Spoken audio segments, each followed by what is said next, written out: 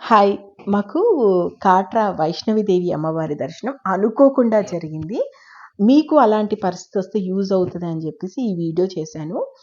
మేము అమర్నాథ్ యాత్ర పూర్తయిన తర్వాత శివకొరి ప్లాన్ చేసుకున్నాము. అప్పటికి మాకు మధ్యాహ్నం అలా ఆ టైం అయిపోయింది. సో, మేము అమర్నాథ్ యాత్ర పూర్తయిన తర్వాత ఒక ప్రైవేట్ వెహికల్ మాట్లాడుకొని శివకొరి వెళ్తున్నాం. ఈవినింగ్ 6 దాటిపోయింది. 6:30 అలా అయింది. అక్కడికి కాట్రా నియర్ బై అక్కడికి చెక్ పోస్ట్ దగ్గరికి రాగానే వాళ్ళేం చెప్పారంటే, నైట్ వెహికల్స్ ఇక్కడ అలో ఉండదు. సో, మీరు ఈ నైట్ ఇక్కడే స్టే చేయాల్సి ఉంటుంది అన్నారు. సో, మేము కాట్రాలోనే స్టే చేసాం నియర్ బై. అక్కడ మేము వెళ్ళి రూమ్‌కెళ్ళి కాస్త ఫ్రెష్ అయ్యి చూసేసరికి ఏంటంటే, కాట్రా టెంపుల్ జస్ట్ 2 కిలోమీటర్సే చూపిస్తుంది గూగుల్‌లో. అదేంటి 2 కిలోమీటర్సే ఉంది, ఇంత దగ్గర ఉంది గదా అమ్మవారు.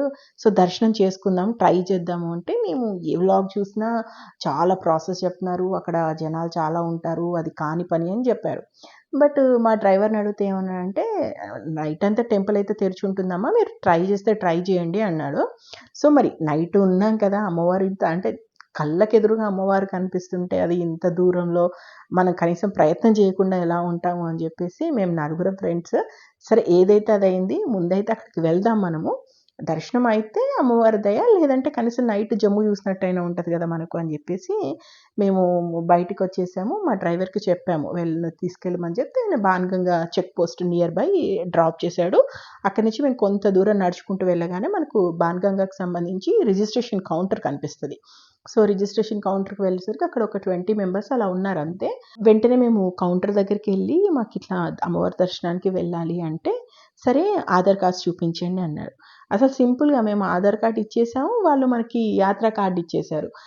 అసలు అంటే మేము విన్నదానికి, అక్కడ చూసిన దానికి ఏమి లేదు. అంటే ఆఫ్‌లైన్‌లో గూడా చాలా ఈజీగానే జరిగిపోయింది. మేబీ మేము వెళ్ళిన టైంలో తక్కువగా ఉండడం వల్ల అలా జరిగిందో తెలియదు. మేము జస్ట్ ఒక 5 మినిట్స్‌లోనే ప్రాసెస్ అంతా ఫినిష్ చేశారు వాళ్ళు. మేము వాళ్ళకి ఆధార్ కార్డ్ ఇచ్చేసాము. మాకు యాత్రా కార్డ్ ఇచ్చేశారు. అసలు యాత్రా కార్డ్ తీసుకున్నాక మా ఆనందం కాదు, అసలు మాకు దొరుకుతుందని మేము అనుకోలేదు. మళ్ళీ అక్కడ బాన్‌గంగా రూట్‌లోనే వెళ్తున్నాం కదా, అక్కడి వరకు వచ్చిన తర్వాత ఈ నైట్ మనం నడుచుకుంటూ వెళ్ళడం మనతో కాని పనిలే అని చెప్పేసి గుర్రం మాట్లాడుకున్నాం. గుర్రం మాట్లాడుకునేటప్పుడు కూడా అక్కడంతా అఫీషియల్‌గానే ఉంది. మనం కౌంటర్‌లోకెళ్ళి డబ్బులు కడితే వాళ్ళు టోకెన్ ఇస్తారు. ఆ టోకెన్ ప్రకారమే మనకు గుర్రం వాళ్ళు అలాట్ చేస్తున్నారు. 1250 తీసుకున్నారు. సో, మేము గుర్రం మీదనే పైకి చేరుకున్నాం. అమ్మవారి దగ్గరికి చేరుకున్నాము. మాకు 3½ అవర్స్ అలా పట్టింది. మాక్సిమం మాకు 3½ అవర్స్‌లో మేము అమ్మవారి దగ్గరికి చేరుకున్నాము.